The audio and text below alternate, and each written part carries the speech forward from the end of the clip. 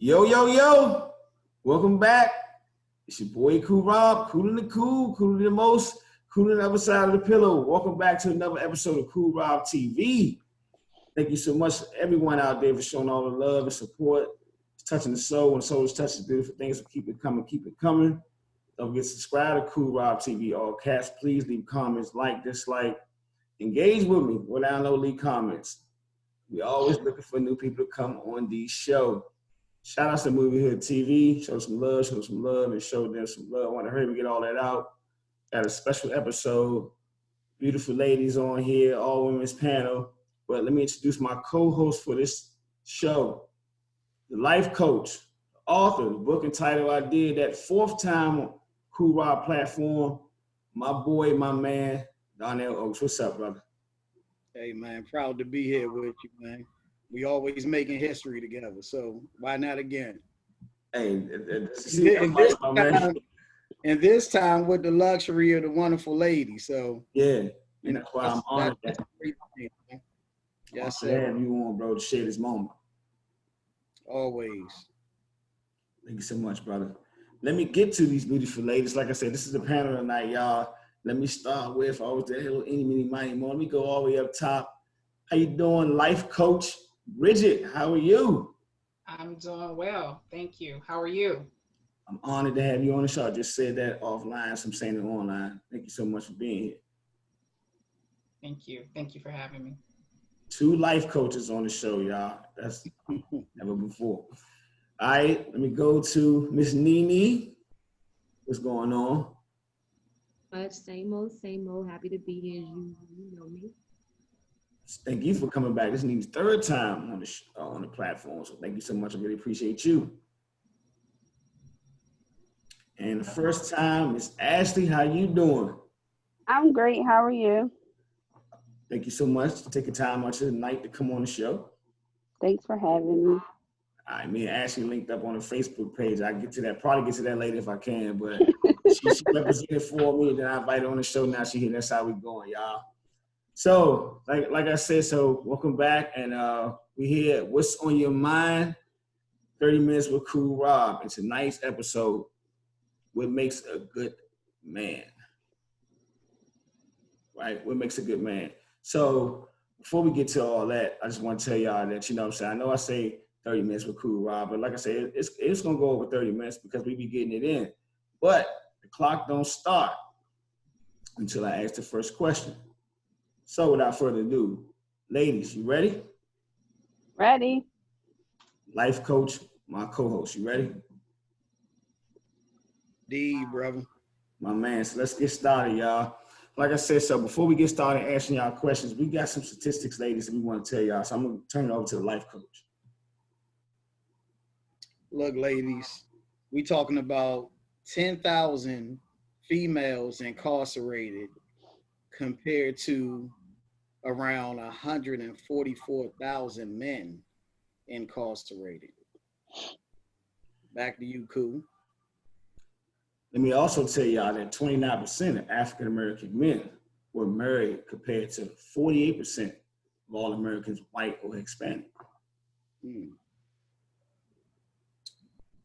Look, y'all, we got 15 million single-parent households, and that's just America alone. So roughly 22 million children are out here brought up in single-parent households. And last but not least, 20% of Black men reported that they had sex with someone other than their spouse. By comparison to the white male, 20% and 15% of the Hispanic male. Ladies, in a world where the divorce rate is 75%, I ask you what's on your mind, and I'm gonna start with Nene.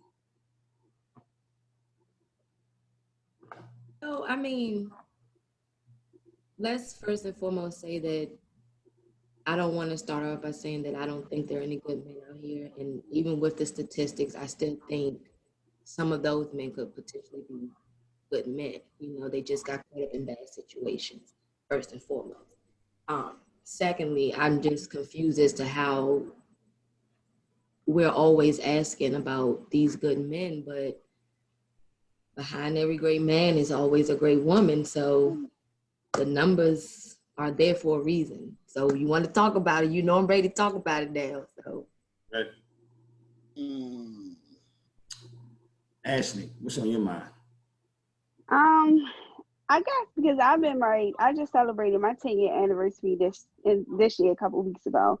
And I just feel like, thank you.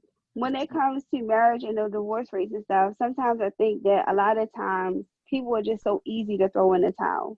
Nobody wants to fight anymore. So if anything is worth having, it's worth fighting for. So that's how I feel about it. Good stuff right there, Ashley. And Miss Bridget, when you hear those statistics, what's on your mind? Yeah, I'm sorry. I'm still stuck with what Ashley said. Life happens, okay? And I don't necessarily agree with the statistics, okay? I mean, I just don't. I don't think that they were able to calculate every man, every Black man. I just don't. And when it comes to single parent homes, of course, our men are going to rank high in the statistics because they're the ones who calculate the statistics are the ones who separated our Black men from our homes. So I have there's some discrepancies there from my point of view. Could I ask a quick question, Rob? You my coach. You can do what you want to do, life coach. So if you feel like those numbers been tampered with a bit, right? Right. Which I don't totally disagree with. What would you say that number is? I wouldn't be able to put a number on that, and I won't do that. Okay, I understand that there are a lot of single family homes. That I understand. I also am in agreement per se with Ashley as far as, you know, anything worth having is worth fighting for. And I'm a woman who was married for 26 years. I stayed in my marriage for 15 years, and then I walked away. But see, mine was from a different circumstance because mine's involved domestic violence. All right. And unlike many women who choose to remain in relationships as such for the sake of the children, to me, that does more damage to children than anything. So therefore, I left. Now, to answer your question on a statistic basis, I wouldn't be able to answer that. I mean, in fairness, I wouldn't be able to. Now, had I known that was going to be one of the questions, and I would have done my research and, of course, come back with some stuff with you, for you, putting my own little twist on it. Because, of course, I can go here to my husband, who I call Google, okay, or my side dude, YouTube, and find out some things. And then, again, add my own twist to it and say, well, you know what, they're saying, hypothetically speaking, 75%. I'm just going to say, you know what, that may not be the case. Maybe if they're saying 75, that could very well be 50. Okay, or that could very well be 55, whatever the situation may be. But I'm I'm sorry, I reside right here in the state of Oregon, the whitest state in America.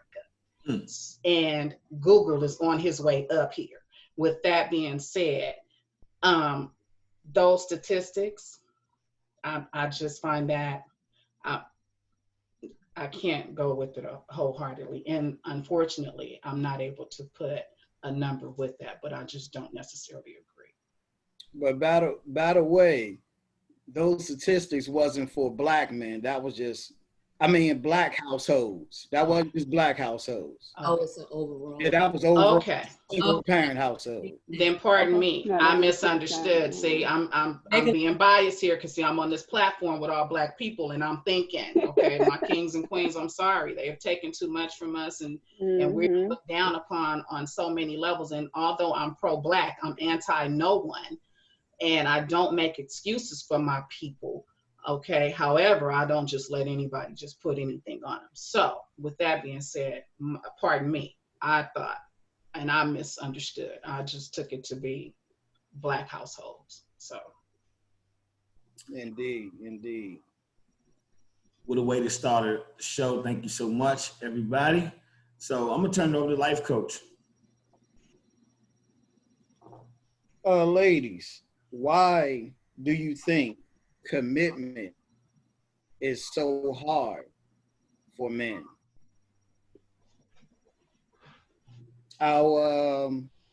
Let's start with Ashley, the woman just coming up on the 10-year anniversary, right? congrats, Ashley. Thank Congratulations. you. Congratulations. Thank you. Why is it so hard for men to stay committed? I mean, this is an okay thing for the most part. It's almost acceptable, to be honest, right? Yeah. A man gonna be a man, right? Why is that so hard to you? I think it's two parts. So the first part I would say is nowadays, like women that are in my generation, like most women are not I wouldn't use the word submissive. I would just let's say submissive. Right, use the They don't cook. They rarely cook. They don't clean. Mm. They want to party all the time, and it's like, as a man, why would a man want to be committed to somebody that he can get somebody that he can get the same way every different day of the week with no commitment at all? So why would he want to be committed to somebody that's so easily accessible, if that makes sense?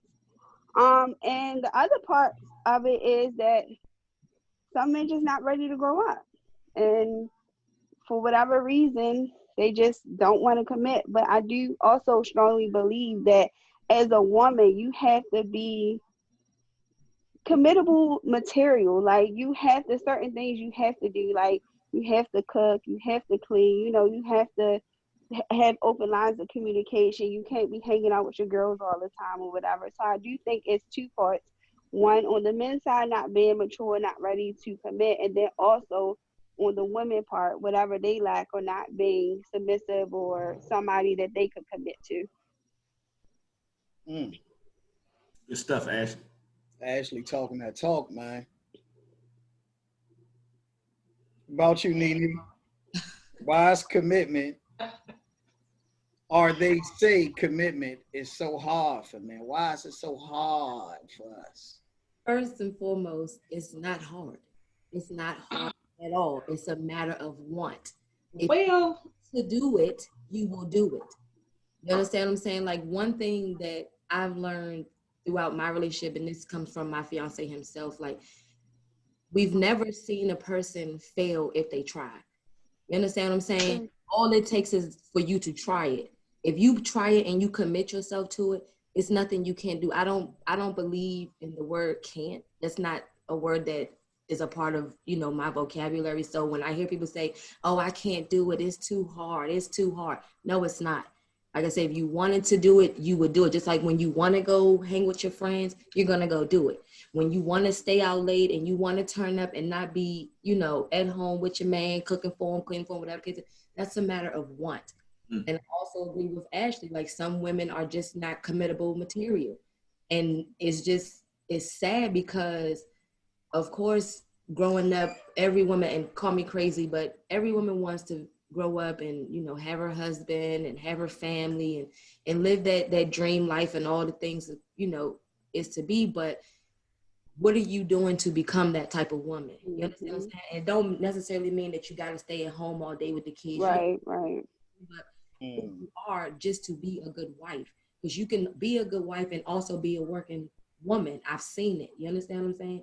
So to me, it goes for both men and women. You understand what I'm saying? Like men, to me, because you guys don't mature as fast as we do. So of course we're always one step ahead of you guys.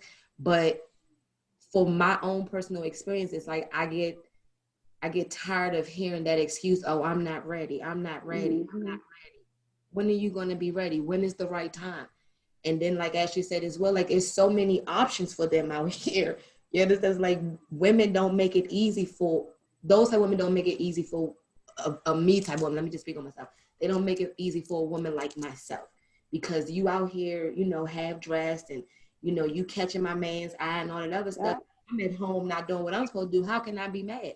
Like I seen a comment the other day. Hello, Shirley. This is Barbara. And well, situations that we is headed towards, and this is why you know it's so many. Like what you were saying about the broken home. This is why, because the man and the woman can't get their shit together long enough to figure it out. And then by the time one individual has figured it out, the other one still trying to get there, that person is exhausted and now they no longer want to do it. So I get, you know, actually saying, you know, what's worth having is worth fighting for. I totally agree with you. But at some point in time, it's like people reach their breaking point. People reach those limits where you've had enough and you get tired of people trying to catch up to your pace. And sometimes you just gotta leave people where they at. And it's hard to say it, you know what I'm saying, and do it at the same time, but that's just what you have to do.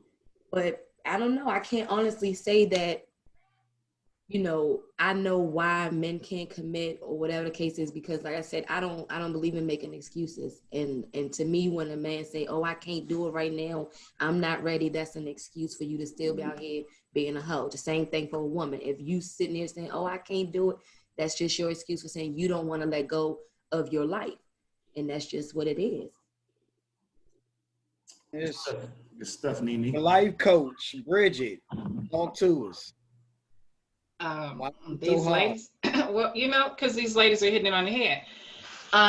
Why men won't commit? Why is it so hard for men to commit? Okay, well, men, answer that question. Okay, I can't answer for you. Now, what I can do is that, seriously, I can't answer for you. I know that there's a lot of boys trapped in men's bodies. I know that. I also know that the media can make and literally break you. Okay. And I know that a lot of our society today, a lot of our young men and women are getting caught up in that reality TV bullshit that's out Absolutely. there. Okay. And so you have a lot of them that want to live and I hate to just throw her on the spot like that, because I don't like throwing women out there like that, but I'm just going to use her for the sake of this dialogue. Okay.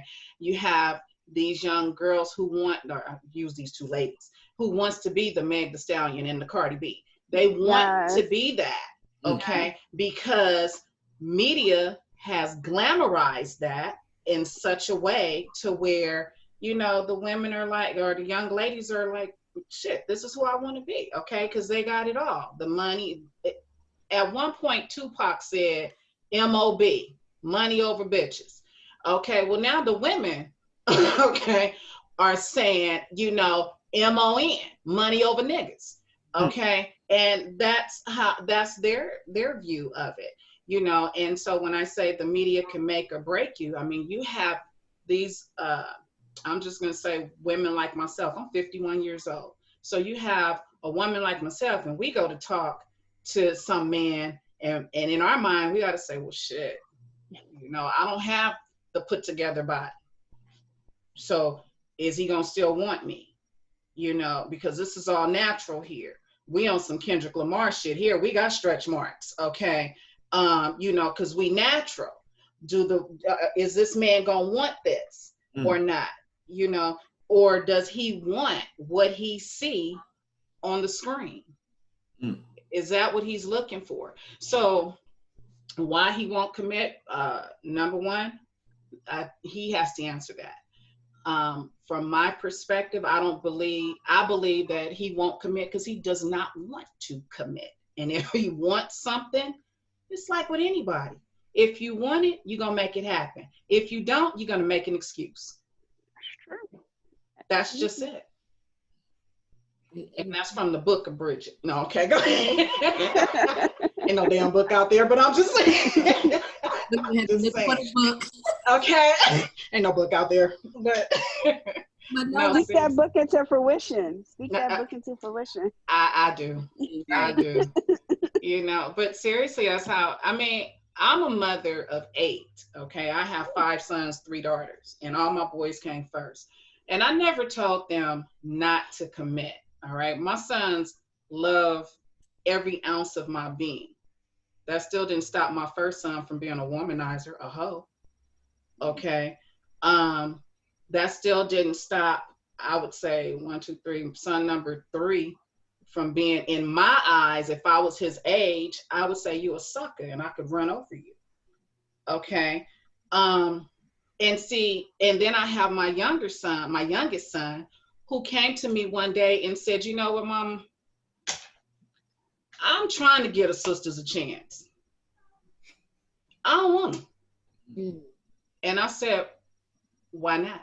And he says, because they just think having a smart mouth, they just think having an attitude, they just think that that's the way to be. They just think that that's what every man wants. Okay. And I had to quickly correct him and let him know, first of all, when you speak on sisters, you need to not put us all in that same boat.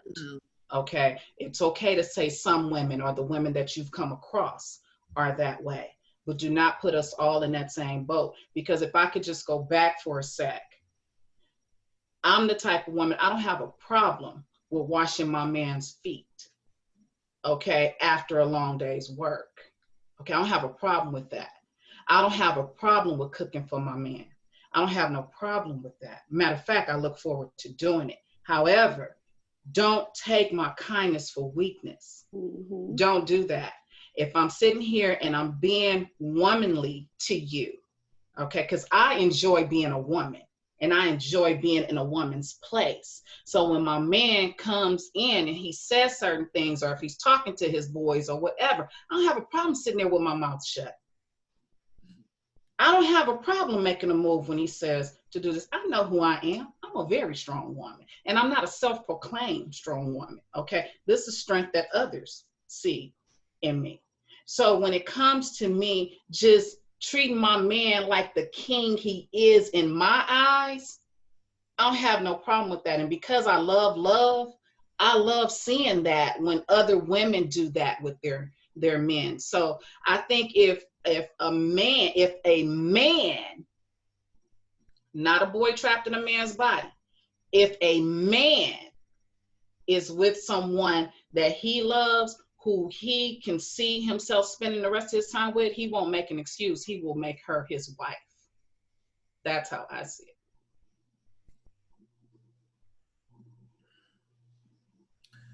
Man, what a way to bring it. Life coach, can I go now? Right back to you. Let's go. Thank you so much, brother. Oh, ladies, I enjoy hearing all that. But I got a question too, ladies. Don't forget me. Here we go. And this is a question from the viewer. Shout out to my boy, Greedy Vegan. This question comes from Greedy Vegan, y'all. Do religion affect the qualities of being a good man? And I'm going to go with Nene. Honestly, because, well, you know my beliefs on religion and everything. As a female that grew up in the church, very heavily, very strong, thinking, quote you any verse out the Bible type of thing. As I got older, I kind of strayed away from religion because I had my own understanding of it now. So I don't feel like religion has anything to do with anybody's behavior. You know what I'm saying? Like, you have this. And as long as you have this and you have this, them working together is a powerful thing. So you don't need to bank your decisions off your religious beliefs because not everybody believes the same thing. Mm-hmm. I was, in a relationship with a Muslim and, he was on that, oh, well, I'm going to have this many wives, this and the third. I don't believe that. I believe I'm going to be your one and only. And that's just what it's going to be. But for some people, religion does play a factor. I'm just not one of those people. I don't believe that. Good stuff right there, Nene.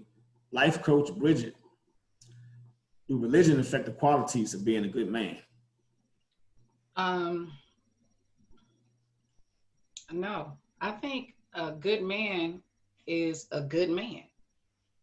I mean, just by and by, he's just a good man. I don't think a religion plays any part in that. I mean, of course, you have those guys who have grown up in the church, okay? And just because they grew up in the church, 9 times out of 10, they turn out to be the biggest hoes out there. Mm. All right. And so I don't think that. I think if you're a good man, if that's just who you are, I know with me, one thing I won't compromise is my morals and my dignity, period. Okay. And I think a good man is the same way. There's just things that he just won't compromise. Okay. And he doesn't want to be placed in the stereotype, you know, men are dogs. He doesn't want that. So he does everything he can to protect his image, to protect who he is. So no, I don't necessarily think religion. Plus, I don't do the church thing because it just costs too damn much to go to church. Go ahead, that's just me. Okay, I'm sorry, it is. Hey, when I met her, I knew she was gonna bring it, y'all. That's why I'm sorry, y'all. It's just me. Ashley, take us home. Religion. So, no, I don't believe that religion makes or breaks a man or makes him a good man. Shit, look at John Gray. Like, he's a pastor. And, you know, all the stuff he has going on with his marriage. And I feel like at the end of the day, you're a man first. So you fall just like anybody else fall, regardless of who you pray to, who you believe in. So I don't believe that religion, quote unquote, will make somebody a good man or a bad man. They have their own choices. They make their own decisions as to what they want to do. And I don't think religion has anything to do with it. Thank you so much for that. But real quick, what am I missing? What the pastor do? John Gray. No, y'all fill me in. Fill me Rob, in. Rob, don't do that. Don't do that, Rob. Oh, okay. All right. Well, we'll save it for later then. Let's save it for later. We'll save it for later. All right. We'll save it for later. Text him, Ashley. Text him. No. Hey, Rob, my man trying to recover, Rob. Don't do that, man. All right, y'all. We ain't gonna talk about him. All right, but back to you, life coach. Ladies, why, or should I say, do men, or have you ever felt the man love money more than he loves you or the relationship that you guys are in? Question. Let's go with Coach Bridget. I knew you was gonna do that to me. I'm looking down at Ashley like Ashley. Okay, anyway. Life Coach Bridget. Hell, I was with a man like that. I was with a man who was on a paper chase. And the sad part about being on a paper chase is if you set no dollar amount, then you're just out there chasing and you might have accomplished what you were going for, but because you didn't have a limit, it just went through your fingers. Okay. So yeah, I've been in a relationship as such, and that does more harm than good. Why do you think that is though? Why do you think? Because this is a thing that I find a lot of women like that I coach, they'll say something similar. You know, he got a certain number in his mind, and when he's chasing that number, there's nothing she could say, there's nothing she could do, there's nothing the kids can do. He focused on that bottom line. Why do you think that is? Again, we live, okay, when I say again, the media can make or break you.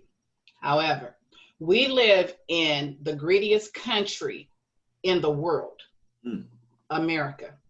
Mm-hmm. Our logo, our mascot is the thieving ass eagle. Okay? The eagle is a thief. Okay? America is a thief. All right? We live here and our men are trying to reach something that many of those that are on that paper chase. Now, remember, I said he didn't have a dollar amount. He was just on a paper chase. Okay. Now, if you have a certain limit there, the only way I can answer why or what he's trying to accomplish is I would have to ask him, what is it? Why do you want this certain amount of money? What do you need it for? Okay. And you may have a man that may say, well, my wife, her overhead is, it's quite a bit or whatever. Okay. Or he may say, he's just saving because, when he's on the latter years of his life, he just doesn't want to have to worry about funeral costs and things like that. Okay. He may have his reasons for doing what he's doing, but if I don't have a dialogue with him, I will never know that. And for those that are just following media and you're chasing, because you see Offset sitting on a Bentley, okay, so now you want that because you feel like, and this is for the older gentleman, you feel like you may have missed your time during your time period. So now that we're on the halfway mark or a little past the halfway mark of life, now they're trying to play catch up to something that they missed. Okay. And again, I'm speculating because without actually speaking to an individual to find out what it is that they're doing or what it is that they want, what it is that you're trying to achieve, then that's all I can do. All right. But I do know that, and as well as everybody know, money will tear up your relationship as well. It's the root of all evil. Yes, it is. Big fact there. Nene, talk to us. Why do it seems that men love money more than women? Because money can buy you the women. Money can buy you more women. Money can buy you anything out here that you want. Or just said, and Robert said as well, root of all evil. It has been for quite some time. So of course they're gonna chase, the money because the money is going to lead them to other things, other opportunities. In their eyes, they're opportunities, but it's going to lead them to other things. And to say that the money means more than the woman, it just goes to show the lack of, concern and love that you have for the woman. Because to me, especially a strong woman, if anything, like that's priceless. You don't have too many of those out here. So no amount of money should be worth you sacrificing your relationship. So to say, I know why, I don't know why, I'm only, speculating and assuming that it's because it leads them to more things. But speaking from someone who was also in a relationship with a money chaser, like it definitely causes more problems than it does helping the relationship because it keeps you out of the home all hours of the day. You're not there to communicate, to find out what's going on in the relationship or with the kids or whatever the situation is. Like you're missing because you're out chasing the money. So I don't know why. I just know that money does lead to more problems. Let me just say that. More money, more problems. Ashley, send us home. I agree with both ladies, but I look at it differently. I believe that a lot of men, well, when they grew up, they were always taught to be providers. So a lot of times as a man, they feel like they gotta work, and bring this money in because that's all they know is that I'm the man, I'm supposed to provide for my family. That's how I look at it because I went through something similar last year. My husband was working all the time, and the majority of the responsibility when it came to the children was on me. So I'm like, well, what do you keep working so hard for? And he like, well, I have to get this money for what? Like, we're fine. And a lot of times men don't know how to use their significant other as their helpmate. That's what we're here for. And I just think it goes back to men always being taught that they were providers, so they work extra hard, so there's no lack within the household. That's just how I look at it. Ashley, I totally relate to that, because I'm guilty of, not at this present time, but in the past, definitely guilty of. And I'm gonna tell y'all real quick, my thing was always was a fear, like I fear to die, you know, and my children, my wife isn't way better off, you know, than what they were when I was here. So I guess that kind of, like you said, the way that I was brought up, you know, definitely played a major role. So I agree with that a lot, Ashley. Thanks. So, Like to chime in on that, like I also agree with Ashley when it comes to the way, you know, some men were raised. And if that is the case, because I'm in a relationship with a paper chaser, but the only difference is he time manages it. Like it never interferes with our relationship or with anything that we have going on. Like one thing about it, two things for sure, he gonna make sure we okay, because right now I'm not working, I'm furloughed from work. But I never noticed at all the fact that, you know, I'm furloughed and that all the weight is on him. What I do notice is the fact that he barely sleeps and, you know, he's barely in the house for real. But I know what his reasons are. Now, I guess it depends on the man as well, depending on the, I guess that's what we should say, like depending on the type of man that we're referring to is why, you know, he chases the money over being in a relationship or chooses the money over his lady. So it depends on the type of man as well. So yeah. And real quick, Rob, even me being one that did that, any man watching this is still wrong until you get a balance. You know, money's important, but your wife is definitely more important. So you got to find a balance. So to all the fellas out there, find a balance. We here for Definitely. And if I can also add on, I'm going to piggyback off of what Ashley said, because Ashley, you said something that was, I mean, everything you said was real, but about the upbringing. And I reflect, when you said that, I reflected back on my son, my second oldest son. There was a time when we had fallen. We were homeless, and I was a well-dressed, well-paid homeless person living on the streets. And we were finally able to get into a motel.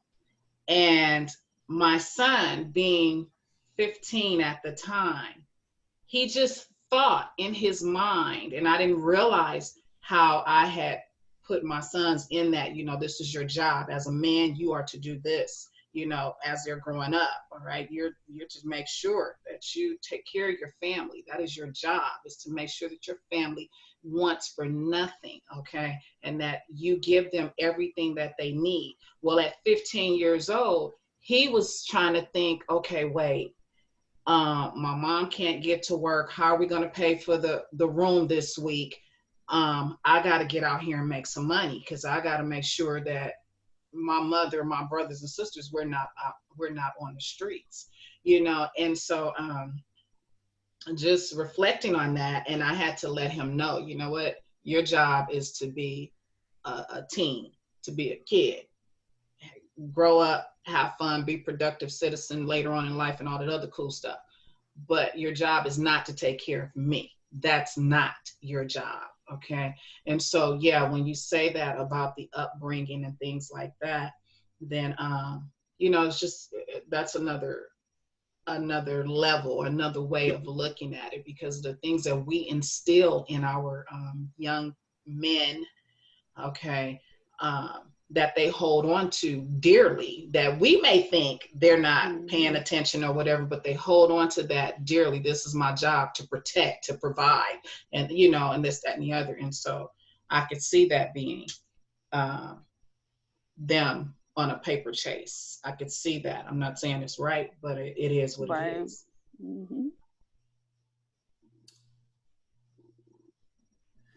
Good stuff, ladies. Good stuff there. Life coach. It's my turn. It must be. All right, y'all ready? Here we go. Y'all keep forgetting about me. Ashley, do men have to have certain qualifications to be a good man? That's a good question. Very good question. Yeah, I would say yeah. To me, like, to me, like your heart is everything. Like if your heart is pure, everything else we can work with everything else.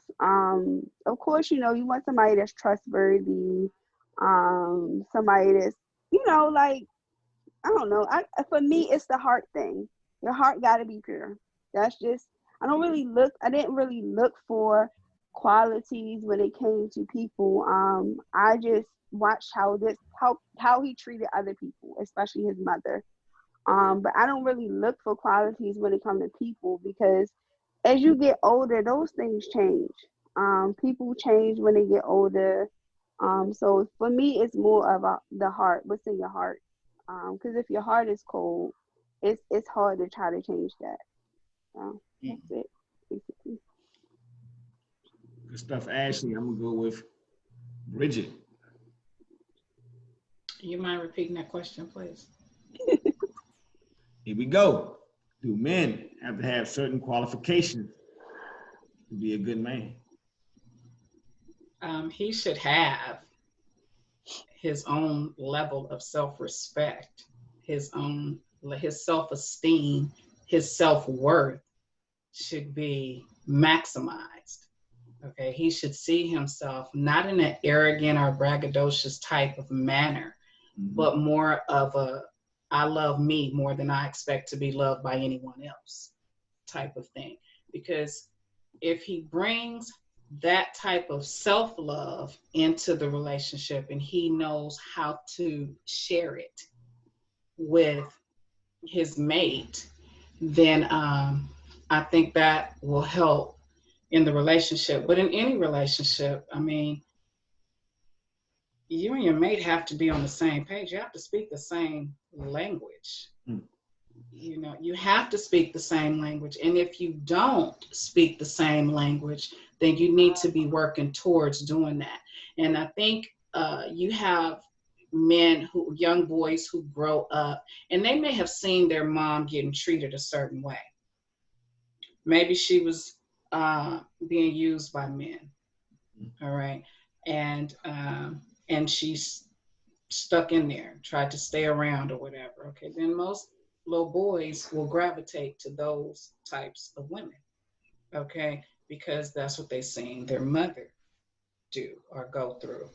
If they see her and maybe she's being treated a certain way, but that it's not what she really wants or whatever, then when he grows up, he tends to have more of a compassion for women, you know, rather than he's not necessarily feeling sorry, but he's just more considerate of her feelings. So I think a man bringing qualities, his qualities, or having some good qualities, I think that's a plus. And I think that for me, it would be a requirement. I need to see you. I need to see your boat of confidence. I need to see, I don't care if you have a job or not. That means nothing to me. Okay. You can get that at some other time. All right. I mean, the roles have switched anyway. But if you're a good man for me, a good man to me, and you take the time to get to know me, and you understand me, and you're loving on me, and you know about my pain and this, that, and the other things that I've gone through, and you're willing to love me past my pain, I got you. We're in this. We're in this together. And I think those types of qualities, I think that's something, yeah, that if he doesn't have, he should. Good stuff right there. And Nene, men have to have certain qualifications to be considered a good man.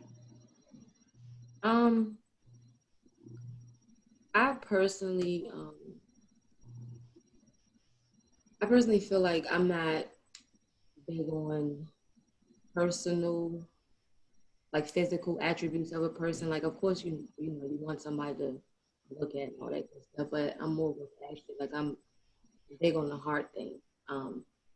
I'm big on people treating others how they want to be treated, and I pay attention to that.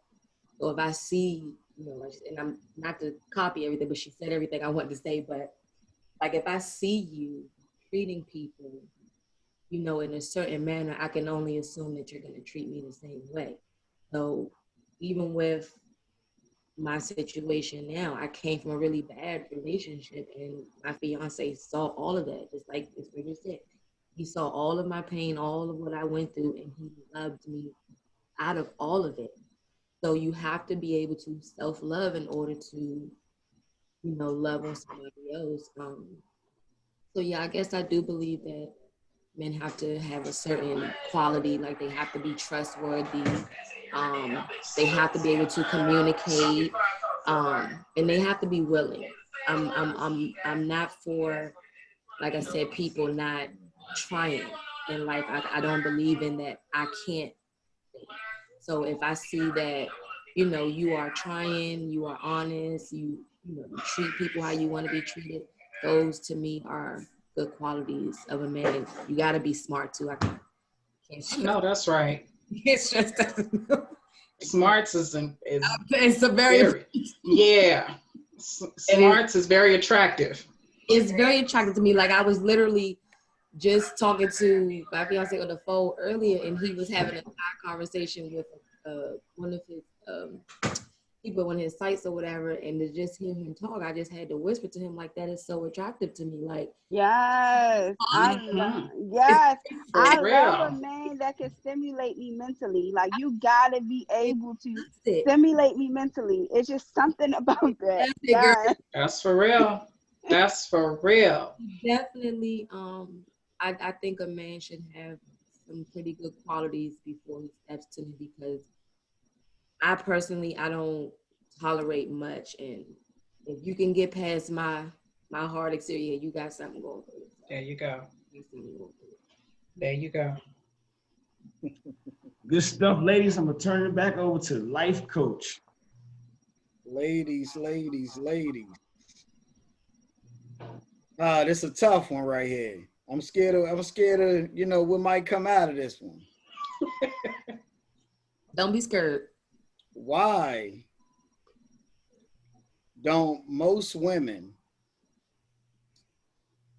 mention, or rather ask men, is marriage in your plans during the, I wouldn't say the first, but it should be one of the first questions when that man pursues you?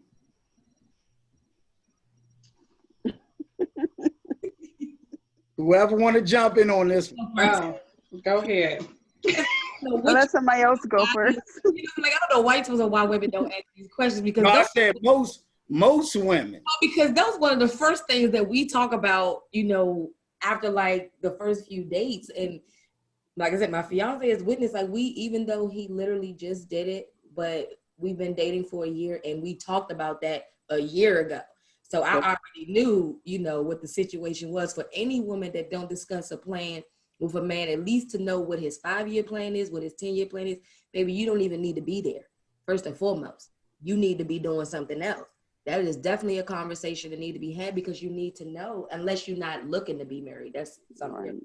But if you are looking to be married, that is definitely one of the icebreakers in the first few days.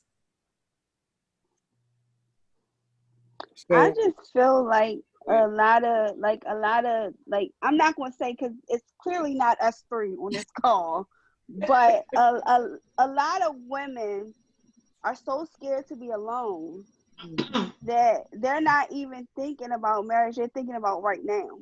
Like, they're not even thinking about considering asking, well, do you see marriage in the future? Like, even if it's, you know, do you see us? Do you see that? Do you want to get married?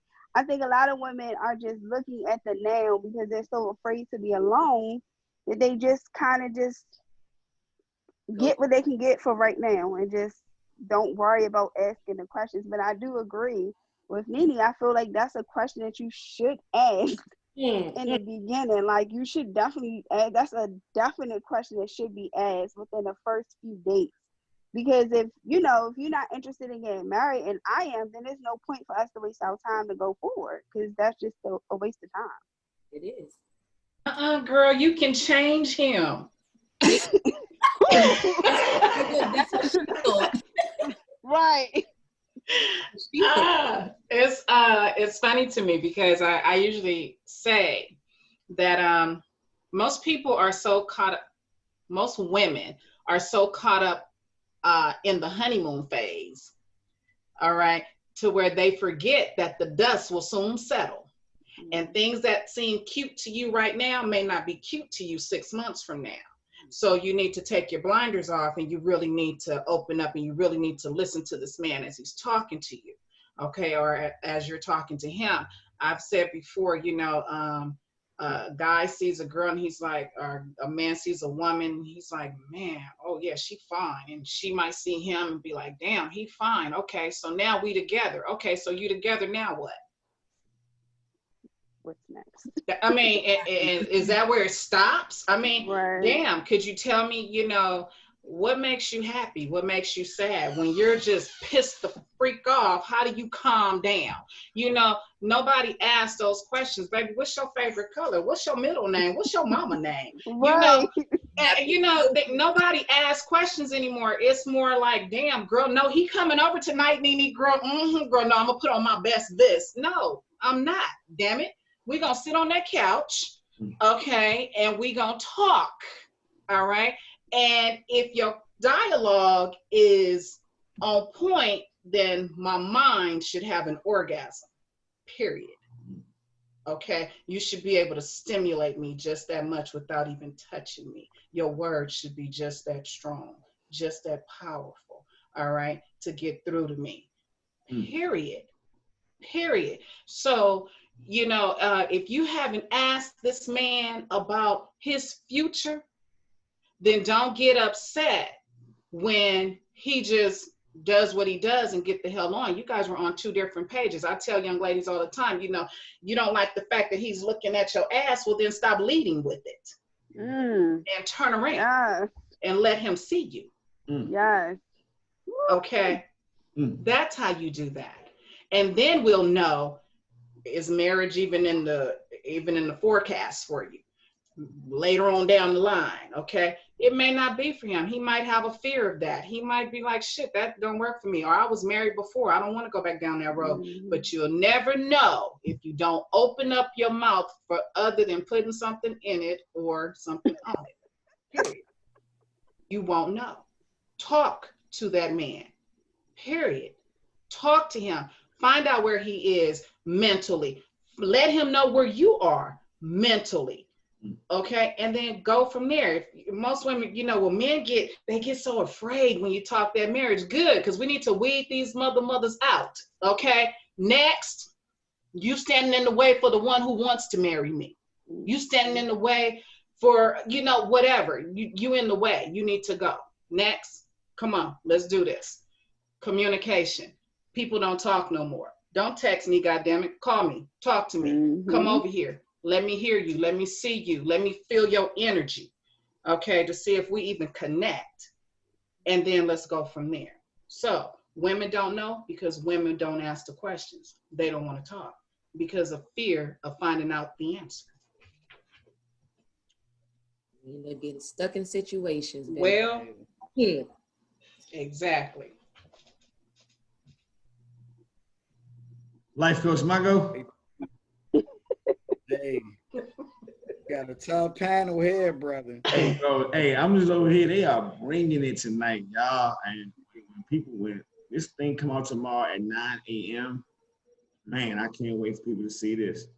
Thank you so much, ladies. Y'all represent. Y'all bring it tonight too, man. Shout out to y'all. It's built for Friday, brother. They gonna be talking about this all weekend, man. Now. All right, here we go. Here go my question, y'all. Don't keep forgetting me. Hold on, here we go. All right. Life Coach Bridget. Men that love the streets, could those guys be considered a good man? Yeah, he could. I was married to a man who was in the streets, okay? And we was just in that lifestyle, all right? And as long as communication is key. I don't care if he's in the streets or in the house, all right? As long as I knew where I stood, or as long as he's 100%. He keeps it 100. I never understand why people feel the need to lie. Okay. If I tell you the truth, the ball is now in your corner. Okay. You could either choose to accept me or reject me, but it is what it is.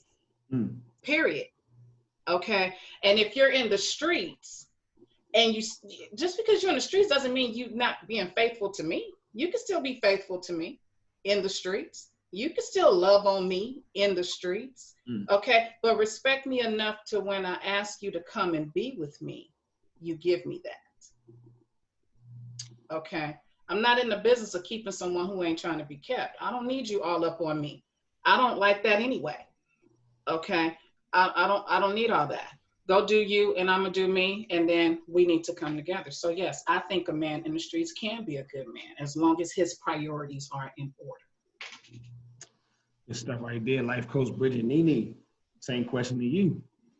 I mean, Ms. Bridget said it in a nutshell. Honestly, yes, a street man can be a good man. It's all about a matter of want. If that man, wants to be a good man to his woman, he will be that. And nothing but. There's nothing that them streets can do or say to ever change who he really is. So I totally agree with this. Life coach Bridget. Ashley. Absolutely, he can. Like they both said, it's a want. If he wants to do it, he will do it. It doesn't matter if he's in the streets, if he work at Giant, or he a construction worker. If he has a desire to be, faithful and, loyal and to provide for his family, then absolutely, it doesn't matter where he is. So I agree. A street man can be a good man. I work as a project manager. Okay. And out there, that's a men's arena, period. And a woman has to come in and demand, okay, to be heard up in there. Otherwise, the men just walk all over you. Saying that to say, I told you guys in the beginning, I love love. I also told you that I'm in the whitest state in America. And I'm there when I go out on the construction sites, and to just sit there and talk with a subcontractor or to be in a meeting. If I'm in a meeting with 10 men, I'm in the room with over $1 million, okay? Because all of them are six figures, okay? Yeah, anyway. That's a whole nother story. I'm not gonna go there. Nonetheless, to hear them talk about the things that they do for their wives or that they're planning to do for their wives, and these men are working 12, 16, 18 hours a day sometimes, okay? But to hear the things that they're doing with their wives or they're planning to do with their wives and stuff like that, it is so enlightening and it's beautiful. However, it would be beautiful on another level if I was sitting in a room with a bunch of brothers who was talking like that. Okay. And I'm not saying that all of my brothers are hoes, but I can only speak from what I've been around. Okay. And I can't say that I've ever been in a room with 10 of my brothers and I've heard them all talk about being with their one woman and the things they want to do to her and do for her or whatever. But to be in a room with a bunch of white men and hear them say that, I'm like, this is why white women are on pedestals, or they feel like they're on a pedestal and they want to look down at us as Black women because look, we're the single moms, or we're the thank you, babe, or he's not there, whatever the situation may be. And just because he's not in the home doesn't make him a bad person. Again, there's circumstances surrounding things. But like I said, to hear these people talk the way they talk, and it's like, all they do is give me ammunition to use later. But I'm just saying, if we can have that same type of dialogue with just some brothers just sitting around and just talking about how much they love their woman and how they can't wait to take this trip with her to the Bahamas or wherever and this, that, and the other. my thing is, why you have to take her anywhere? Take her to the damn living room. Take her to the living room and have it fixed up nicely, like you out on a date, out at having, I hate using this word because I know where it comes from, but like you're having a picnic, okay? You set the living room up. Nobody's in the house. I said this on one of my shows. You know, ladies, put on some nice lingerie. Go grab him by the hand. Walk him into the living room. Whatever. Okay? But to hear these non-Black men talk that way, it's like, so. And I just had to throw it out there because I know you got people listening and I want the brothers to all get that. Treat us right. No. Treat us better. Because them white men are doing it. They trying anyway. And I know that their women go through spit behind the scene, but I'm just saying for what they're bringing to the forefront, nobody's that naive. Okay. So that's that. I'm away from my coat. I'm away from my coat. There you go, right there, y'all. Sorry, y'all, man. I'm in the country in Maryland, man. Forgive me. I'm glad you're back, brother. I want to say something though. And ladies, I don't want no problems. I don't want no problems. But I want to ask this question, Rob, before I say what I'm about to say. When you say street men, are you talking about like men this in the drug culture in the street? Or are you talking about street men like that mess around in the street with other women? Which one were you talking about when you said street men? Well, it's a good question. When I asked the question, I was strictly talking about the guys that's on the corner, you know, the drug game. Yeah. Okay. Yeah. So I gotta respectfully disagree with you, ladies, that a good man can't be in the street. And this is why I say this. He may be a man with a good heart, but a good man really understands what the streets bring. And if you're in the streets, you're going to bring the streets eventually to your home. So you have to pick a side to be a good man, in my opinion, because I've known relatives, you know, that were 5, 6 years old and had guns put to their head because their father was in the street. You know, so and even worse, there's worse stories than that. You know, sometimes those triggers got pulled because someone in the streets were looking for their father. Or the wife lost her life because the husband gambled with her life playing in the streets. So to me, a good man is one that can recognize when he has to pick a side, and you can't be in the street and still get respected as a good man when you got a family at home. Now, if you don't have a family at home and you separating yourself totally away from your family because of that reason, I respect that. But to be in the streets all day in the drug culture, and then you're coming home to your family every night, we all know it's only a matter of time, especially if you're making money. Somebody's watching you. So somebody got your address. And in that culture, the best way to get to a man is through his loved one. So a good man understands that. So once again, I don't want no problems, ladies. You know, I just.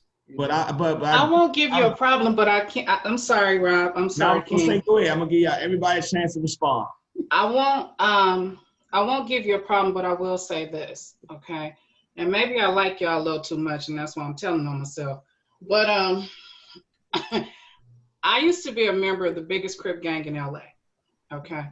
And my husband was a blood from the worst blood gang in LA, okay? Because I just don't believe in shitting where you lay, period. So, and he was in the streets and he was in the dope world. And you know, things happen in that life.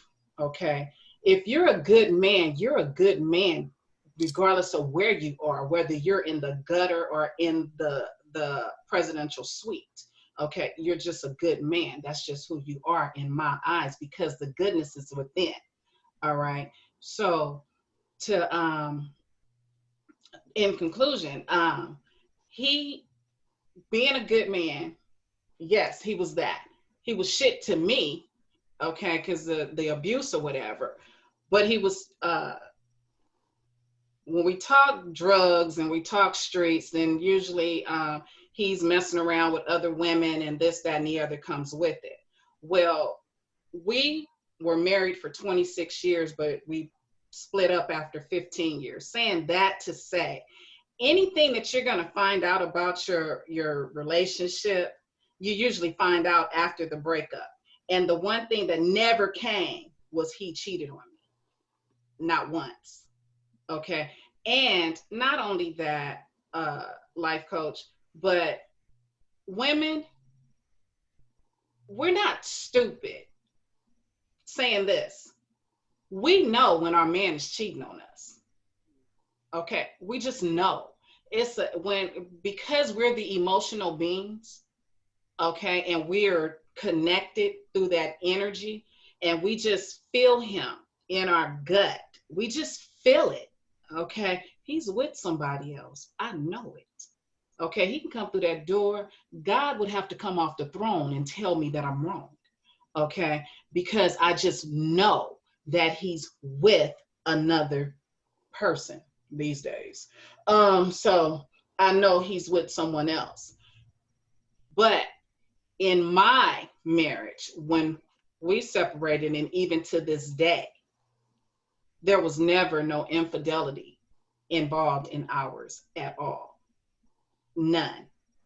Now, some men will do that, because I know where you're going with that on the street level, you know, in the dope world. You got all these females out there, some chicks will, you know, do a little something, you know, for whatever. But I just strongly believe that if it is in you to be a good man, then that's who you are, and that's what you will be. Okay. And I get everything else you're saying, but that's just my perception of it. Well, when I was speaking of it, I was speaking of men. A good man will have to choose a side between the street culture. What I mean by that is the drug dealing life. Right. Not the women, not other women. The Okay. drug dealing. Because a good man got to be measured by his decisions, right? True. But remember, that goes back to what Ashley stated. You know, you guys grow up with this thought process of, you know, a man is to protect, he's to provide. All right. And if he feels as though this is my means of being able to provide for my family right now, then as much as he may not want to be out there, because true enough, he is facing jail, heaven, or hell, okay, being out there. Mm-hmm. And as much as he may not want to be out there, that may be his only alternative right now to do that. Or if I go home and we both have nothing, then what do we have to gain? And he wants his woman to, I'm just thinking, he wants his woman to just look up to him. He wants his woman to view him as her king. Okay, my man is my everything. I don't have no damn man, but if I had one, he's my everything. Okay, he's my everything. I mean, he's my everything. You're my king. You my punching bag. You my go-to, my confidant. You're my everything. All right. And so if he has to make a choice between that and the streets, or between being home with me in the streets, of course, I would much rather him be home with me. Okay. And you're right. A man, you guys would have to decide, you know, which one. But at the same time, he's also thinking paper chase. I got to keep food on the table. Okay. How am I going to handle that? What am I going to do? Okay, and that's when your woman comes in as your helpmate. if he doesn't want to be out there and he wants to choose being at home rather than being in the streets, then we as the helpmate should be able to come up with something. Okay, well, baby, I'm gonna go to work. The job only paid $2 an hour, but you know what? Oatmeal beats no meal. I'm gonna do something to bring this into the house so you don't have to continue to go out there and jeopardize your life, our family. Bridget, now let me ask you this, not to cut you off, No, go ahead. but just only because of what you just literally said. So, like I said, I was in a relationship with a paper chaser. Okay. And it had got to the point where you was so far gone to chase paper, I'm thinking we got money issues. So I went out and got a job. And then I didn't just stop at that one job. I went and got 2 jobs. Mm-hmm. That did not stop him from still wanting to be out in the street. Now, not to say, thank you, and not to say, again, that, you know, he wasn't a good guy or anything like that. I'm just thinking more along the lines of what, you know, Darnell was saying. And how do you determine whether or not, you know, he's choosing the streets over you when you're doing what the woman is supposed to do? You're letting him know, babe, look, you don't have to do this. I'm here. Mm-hmm. I'm here with you. We can do this together. And he still does that. Like, would you still consider him to be a good man? His priorities are out of order. Mm. Period. So His priority. is that a good man? If a man that has his priorities out of order, do he have a good heart or is he a good man? Well, see, here's the thing to that. I'm sorry. Here's the thing to that. Okay. She said he was out still chasing the paper. Now, when I spoke on the guy that I was with that's on a paper chase has no limit. I don't know if her guy had a limit. What were you how much are you trying to get? And if you, okay, so you have no limit. Therefore, you are in love with the streets. You're not in love with me. Okay. Again, a good man, that's something that is in him. Period. That is just there. All right. And if he is out in the streets because he's trying to accomplish something that's going to be a benefit to him, his woman, or to his woman, his household, that's different. But if he's just out there because he is out there for the love of money, you don't love me. Okay. And do I have the right to call you a bad man? I'm not going to call you a bad man. What I am going to say is you're not the man for me. I was just getting ready to say that, not to cut you off. No, but go ahead. It, I guess to me, like, nobody can really determine if somebody's a bad man. He was just a bad man for me. That doesn't mean that he's going to be a bad man to every woman that he encounters. That just means that he was just a bad man for me. And when it comes to the street, I understand the other side of it. Like, every day you put your family's life in jeopardy and stuff like that. But I still don't believe that makes him a bad man. Like, I'm the person that looks at the heart. Your intentions have to be right. Now, if we fine and I'm working or whatever and things are staying afloat and you still out there trying to chase paper, trying to get money after I've asked you to pick a side, then they definitely have a problem. But I would not label him as a bad man. He was just a bad man for me. And that was my conclusion. I don't label, you know, him as a bad man. I just figured he just wasn't for me. Right. It was definitely good and, you know, all that jazzy stuff. It was just when it came to choose, you know, the choice was made. And I had to make my choice. So, yeah, I still say he's not a bad man, but, you know, he just made his choice. Bonus question, I gotta ask it. What is a bad man? Great question. Great question. I'm just asking. What's a bad man? Give it to me, Nene. What's a bad man? Or are there any bad men out here? That's what I'm trying to figure out, Rob. I mean, no, is there? Not to cut you off, Darnell, but not to say there are bad men. There are just men that do really bad things. And that goes for women too. It's just people in general, like people just do bad things. So no, I think that, you know, well, let me correct myself because I think pedophilia is a bad thing. Yeah. Any man or woman that, you know, indulges in pedophilia, that's definitely a bad person. or if you're out here just purposely causing harm to people, yes, you are a bad person. But that's, again, like I said, it doesn't just stop at a gender. It's bad men out here and there are bad women. But people, to me, are bad. Ashley. That's a good question. I agree with Nene. I just feel like people just make bad decisions, bad choices, like that. I mean, at the moment, if you did something you wasn't supposed to do, I wouldn't consider you a bad person. I would just say you just made a bad choice or a bad decision at that moment. Can you change? Absolutely. So when it comes to bad men, I would say women abusers are, in my book, are considered bad men because they keep making the same bad choice over and over again. And my dad used to beat my mother. So as a child growing up seeing that, I saw how it affected me. And as I grew up or whatever, but I would consider a woman beater or a man beater, a bad person just because of the choices that they continue to make. So, and life coach Bridget, take us away. I actually agree with what both ladies have stated.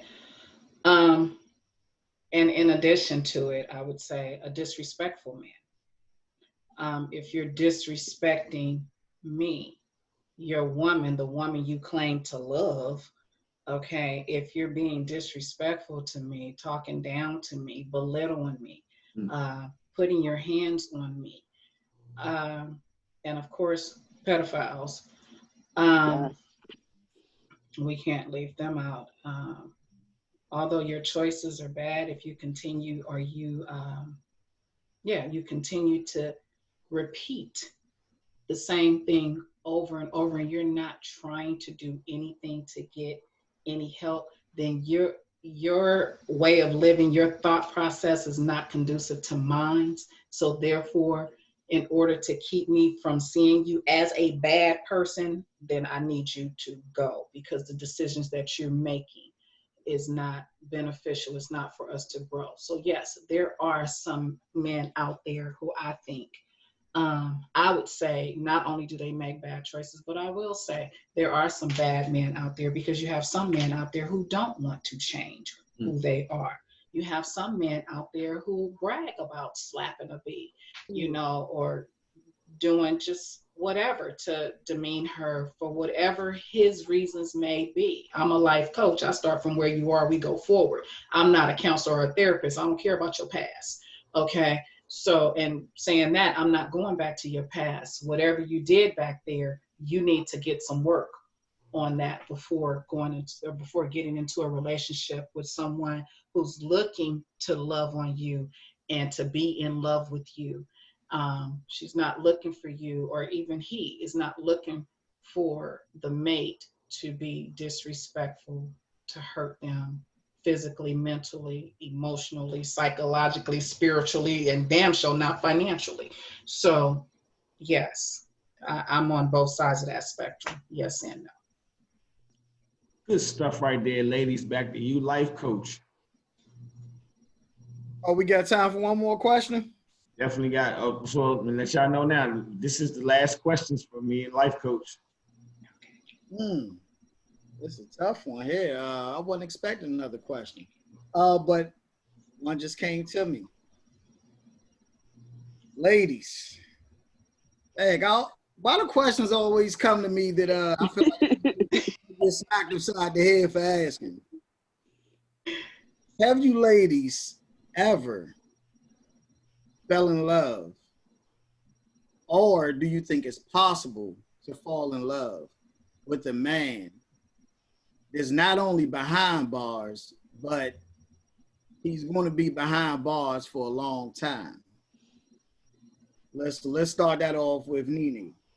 Oh, thank God it was. Thank God. It's like I'm ready. So I can only speak from my own experience. And I was in a 10-year relationship with a a felon, and that meant that from the beginning of our relationship all the way to the end of our relationship, this man was in and out of jail. And for that first year, you know, I decided I was going to do it and stick it out and everything. But after that first year and me realizing how hard it was to just be by myself and to do everything on my own, like, it wasn't something that I was prepared to do, and it wasn't something that I definitely wasn't something that I wanted to do. I didn't want to hold my life up, not even knowing what the outcome of that situation was going to be. And with that being said, like, I guess it depends on the individual. If you are willing to take those long trips down the road to these jails, or if you willing to be at your phone every second of the day, waiting for phone calls and stuff, by all means, you know, let that be your thing. I just, in my own experiences, realized I'm not that type of woman. I can't put my life on hold for anybody. Because if you didn't want me to leave you, you should have left me. I'm sorry. I don't know. So.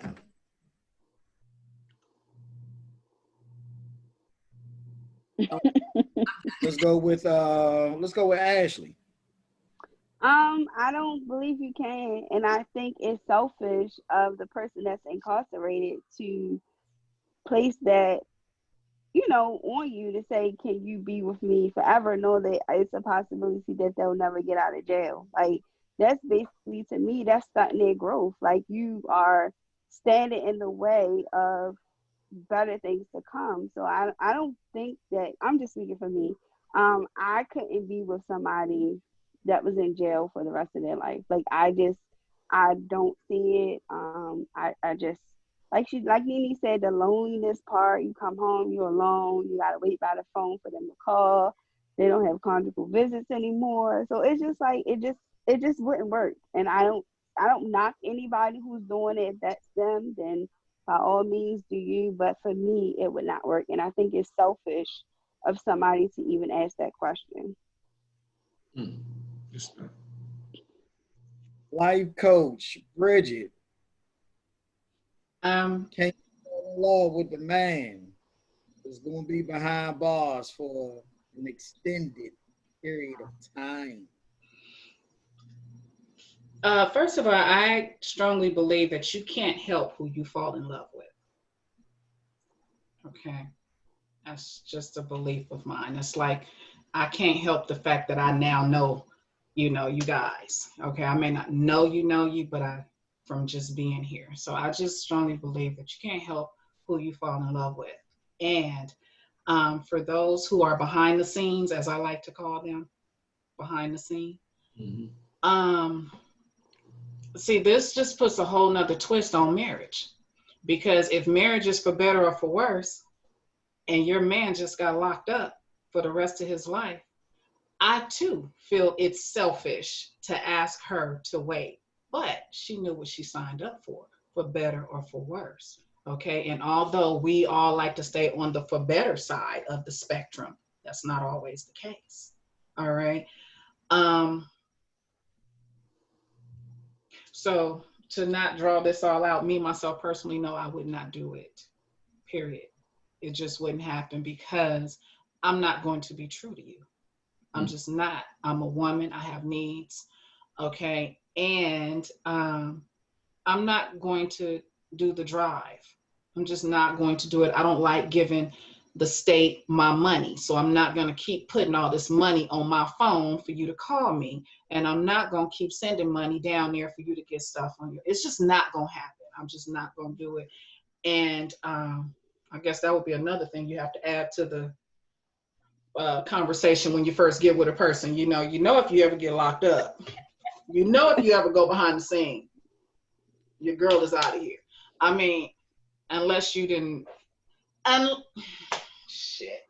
Speak on it, girl. Unless you went in doing something for us, then I feel compelled. I just wouldn't be able to just leave you like that. You know, so I don't know. Hopefully I'll never have to deal with that one. I mean, and it's not as easy as, you know, people would make it seem. And Right. I can only speak from my experience, and I've done it. And like I said, taking those trips twice a week, because trust and believe they're gonna want you to come every single time they have a visit. Mm-hmm. Doing that twice a week thing, having to go through people touching all on you and patting you down and making sure you ain't bringing in this and bringing in that. It's just too much. Having to sit by the phone all day, like it's too much. But again, like I said, I did it for a whole year. I wrote every day that year. That guy got a letter from me. So you sit in jail with 365 letters from me, plus money on the phone for you to call, money in your account so that you can eat very well. It's just too much. And even, like I said, I can understand, you know, a person going in and you're going in because you're doing something, you know, for us or for our family or whatever the case is. Okay. And in that situation, I can consider, you know, sticking out with you, but also I'm going to still have to tell you that I'm a woman and I still have needs. And I expect for you to understand that while you in there, I still have to live my life out here. As long as it's not affecting you, it shouldn't be a problem. When you come out, if we're going to work it out or whatever the case is, cool, that's fine. But to, you know, like, as you said, to expect somebody to hold their life up, like, it's very selfish. It's very selfish. And like I said, the commitment that a man or a woman will ask of another, you know, as far as the jail life is concerned, like it's a bit much. And like I said, I'm only speaking from experience. I wouldn't tell y'all this shit if I didn't already know what it was like, but it's a lot. It's a lot. And it's a lot of pressure also put on you from the person on the inside, because it's the questions. Well, what you doing? Who you with? And where you been? Why you ain't answer the phone? And this and the third. And it's like, damn, I went to pee. You know, I missed the first thing. I'm like, I just went to pee. I ain't doing nothing crazy.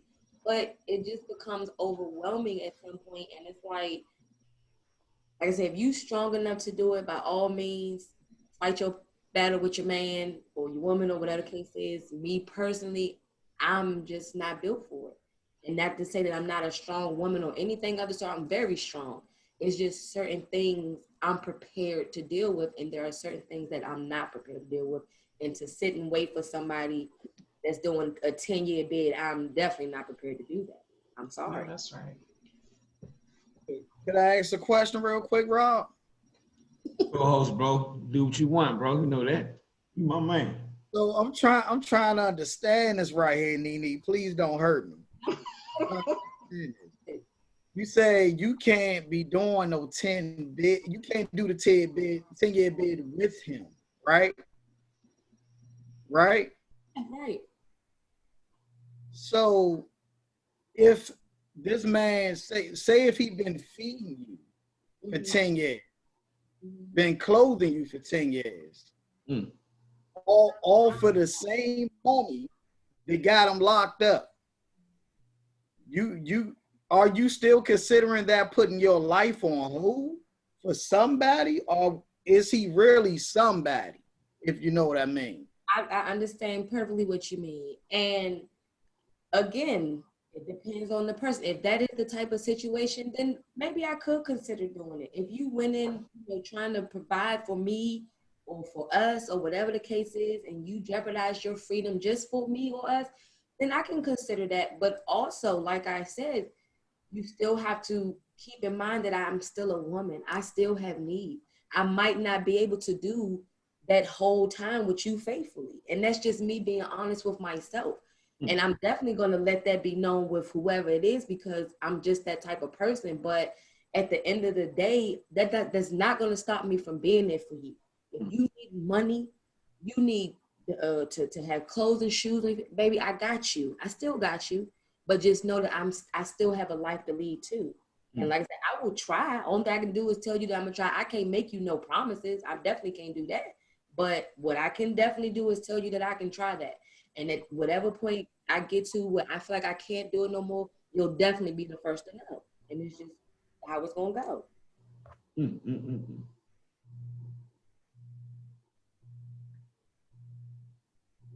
Oh, that's it. All right, well, I was waiting for Lyco to say, back to you, Rob. All right, y'all, so here we go. Down our last question. Here we go. Ladies, I'm going with Ashley first. What makes a good man? This is your question. The topic was what makes a good man. So I just saved it and asked it again as the last question. So I still believe what's in your heart. If your heart is pure, we can work around everything else. I've never been one that look what appearances and how somebody looks, or when they down and out, because I feel like a real relationship is something that you build together. So if you struggling, I'm struggling, we're gonna struggle, we're gonna come through this together. But for me, it's what's in your heart and how you treat other people. stuff right there. Life coach Bridget, what makes a good man? What makes a good man to me is one who respects himself as well as others. What makes a good man for me is one who accepts me, flaws and all, and one who is willing to, again, my situation, things I've been through, and you're willing to love me past that. And you're not the type of man, whether we're in a relationship or not, he's not the type of man who keeps score. Mm-hmm. Okay. Because love to me, is not about keeping score. So as long as he's respectful, he doesn't keep score, and he's faithful, and he can't even fathom the thought of cheating on me. That's a good man for me. Good stuff, like life coach. And Nene, take us home. What makes a good man? A willing man, a faithful man, an honest man, an open man, a communicative man, and just a man that loves me. That's what makes a good man to me. Somebody that's willing to love me past all my flaws, all my hurt, all my pain, still willing to be there for me and still wanting to be a part of my growth. To me, that's a good man. Life coach, somebody asks you right now, what makes a good man? What would you say? Fully committed man. That's what makes a good man. Willing to sacrifice it all, for the family that he created. That's a good man. What a way to end the show, y'all. Thank you so much. We have made it. Y'all rock the panel. Y'all can't wait for this to come out tomorrow, 9 o'clock, man. I want everybody to view this video, like it, comment, engage with us. Engagement is a must, y'all. Thank you so much, panel. Y'all rock the night. Life coach, what can I say, man? I run out of words, man. I know we went 49 minutes. I can tell you that right now. We're going to change this thing to 49 minutes with life coach and Cool Rob. I just have a question. So we're not going to talk about Cardi B and Offset. I was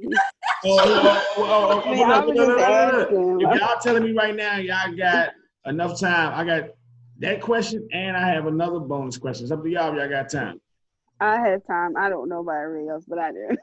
Life coach, you got time for 2 more?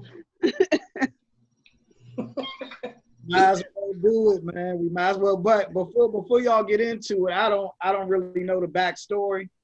I'm just hearing like something happened with the marriage or something. So I don't even know what's going on. We'll say that for number 2, but here's number 1 right here. I did have a bonus question that I left out. I thought we could end it. Here we go. Bonus question.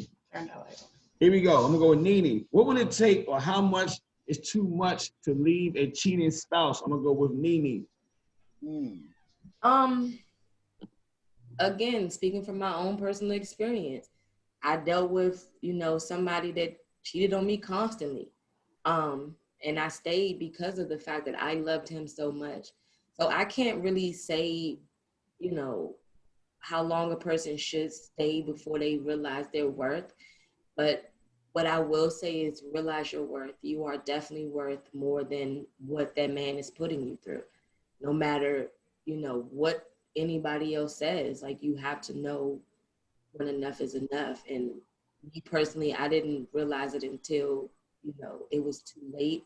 But I realized it, and, you know, I'm way happier. I'm way more blessed and highly favored because I realized my worth. That's right. I can see it all over your face too. Just want you Yes, to know that. you are. I'm just telling you, you know what I'm saying? Ashley, here we go. Um, I mean, I've dealt with cheating boyfriends in the past, and I'm normally once I find out about it, it's a wrap. Like, I'm not just gonna keep sitting here and taking your crap. Like, yes, I understand love is love, but at the end of the day, like, you should never do something. You should never do something behind my back that you wouldn't do if I was in my presence. So I just feel like, you know, like if you want to be out there cheating or whatever, you got one time with me, and that's just it. Like, I'm not gonna, because I know sometimes with cheating, it becomes repetitious. So I'm not going to stand around and wait for you to figure out or get yourself together. Um, I just feel like if it's meant for us to be together, then if we break up, eventually God will find His way for us to be back together. But for me, I'm one and done. That's it for me. Good stuff right there. Bridget, take us home. I'm the same way. I call myself loving me some me because I do. All right. And I love me more than I expect to be loved by anyone else.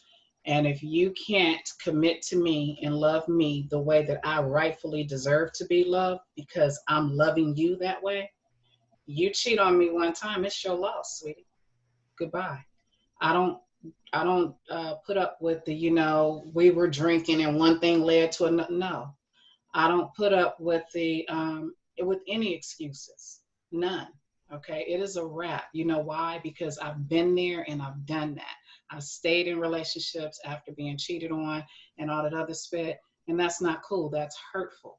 And I see him as being you're greedy, you're inconsiderate, you tried to have your cake and eat it too.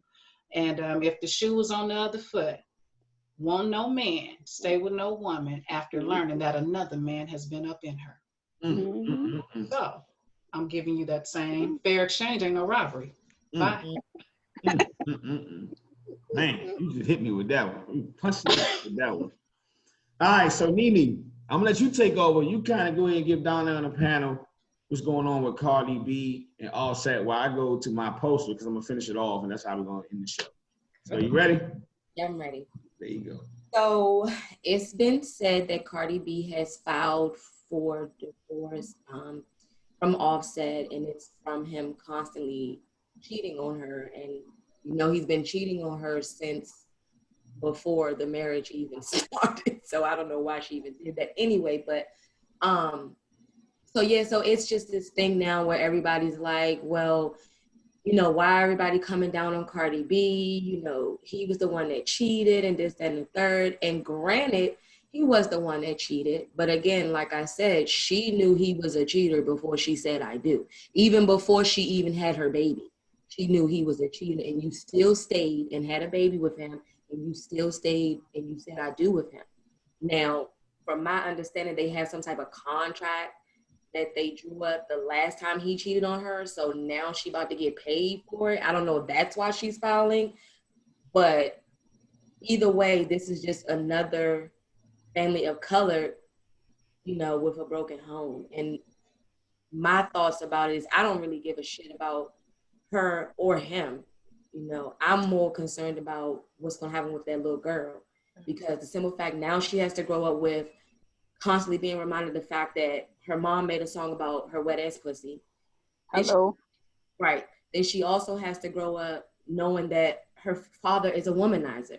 So it's like y'all set this girl up for a whole lifetime of ridicule and shame. And it's like everybody say, oh, well, you should feel sorry for Cardi. You know, she finally got the courage to leave him and this and the third. Fuck her. What about her child? What about the type of example are you setting for her? You understand what I'm saying? And it's like, I can't feel sympathy, you know, for her or for him in the matter because y'all knew what y'all was doing. Then y'all put it out there for the public and now y'all upset or y'all hurt because everybody has an opinion about it, but you weren't feeling any type of way when you forced WAP on me. You understand what I'm saying? You wasn't feeling no type of way when I had to hear about you cheating on her or whatever the case is. It's all on my timeline. Like you're distracting people from what they need to be focused on with y'all bullshit. And me personally, like I said, I don't want this type of shit to be glorified, you know, for my nieces to see, because I don't have any kids, but you know, I have nieces that I pride myself on helping raise, and that's not the type of example that of a family that I want them to see. You don't hear people talking about Angela Bassett and her husband, who have been married for years, happily. You hear me? You don't hear people talking about Denzel and his wife, also have been married for years. They don't have reality shows. They don't have none of that. Nobody is taking a peek into their lives and what they're doing. And it bothers me because it's these same women that's demanding their respect. They're demanding for these good men to treat them right and all this other shit. But you out here on the block dancing the WAP. And it's like, baby girl, you gotta pick. You can't have your cake. Like Ms. Rizzo, you can't have your cake and eat it too. And that's the situation that Cardi B is in right now. You know, she thought her WAP was going to keep her man faithful, but bitch, you forgot that you don't cook, you don't clean, you don't do none of the shit that a man really wants you to do. But you know that whereas he can get that shit. That shit is out here, and a lot of it is for everybody. You understand what I'm saying? So I don't feel no sympathy for her. I can't feel no sympathy for her because, like I said, I'm no saint. I don't have no shame in my past. I don't have any shame in anything I do. Everything is a life lesson. So I was one of those females in my early 20s, you know what I'm saying, coming out of my teenage years where I had that little whole phase or whatever the case was. But to me, it was only a phase. It was something that I went through. It was not something that I wanted to base my life on. You understand what I'm saying? I wanted to be better. And you can't ask for better if you're not doing better. So if you want somebody to respect you, you want somebody to have some type of sympathy for you, baby girl, you have to earn that. And you have yet to earn my respect. Like I said, I don't fault this girl. I don't fault Megan Thee Stallion either because they are both very talented women. And Megan Thee Stallion, you know, she's a college student. She's very fucking smart. So I don't even know why she's even in this anyway. But the simple fact of the matter is it should be more to you than all of this. You understand what I'm saying? Like for me, like I said, just listening to my man talk today turned me on. So if you can't stimulate this for me, baby, you ain't got nothing coming with the rest of this. You understand what I'm saying? So it's like, don't ask me for the handout, you know what I'm saying, and you not ready for my handout. And it's like, she needs to do better. And again, nobody's looking at the fact that this is another statistic on our books. This is another colored family that didn't work out. This is what they see. This is the image that y'all are putting out there for, like, as it's been said, oh, well, stop looking to the celebrities to be role models for your kids and that third. How can you not do that when the babies They're is all over the place? You know what I'm saying? They always in their ear. It's everywhere. You understand what I'm saying? It's very hard for you to say that you don't want them to change up the way they're going about it, or you don't want them to use their platforms for greater reasons, because the kids are watching. I can't stress enough, and it blows me and it stresses me out when I keep seeing save our children, and these from the same people that's out here promoting the violence. These are the same people that's out here promoting the poetry. Like, it just doesn't make any sense. It's like you're contradicting the whole struggle. You know what I'm saying? The whole fight.